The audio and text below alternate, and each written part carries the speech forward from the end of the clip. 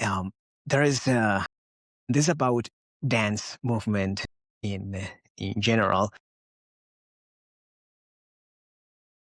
Research shows that synchronized group movement, like dance, for example, triggers the release of endorphins and oxytocin, which naturally increases the pain tolerance and fosters deep social bonding.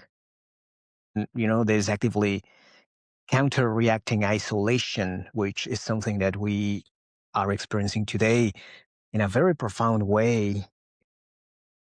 Yeah, I just hate that feeling because I feel that I've been experiencing isolation a little bit for cultural factors, but we can deep dive into those topics. Now, Alfredo, let me welcome you back with a cloud clapping. So, Alfredo, we were talking about this mission of black box dance theater.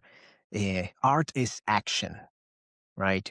And so you guys are focused on that, but how did black box actually help you? How did you find that release for your story? Because we were talking about, what your experience in the military and all this stuff. How is that bridge? How do we connect black box with your story in the army?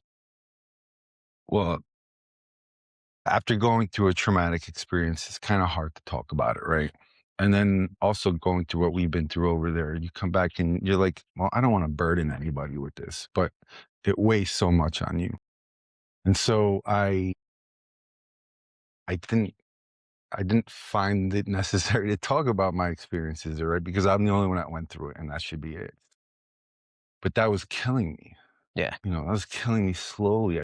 My body was just like, you need to like do something. But at the time I didn't realize what was happening, right? And so dance is what allowed me to tell my story without having to use words. And but then there came a point where it was like, well, I feel really comfortable enough to talk about my experiences and share them, right?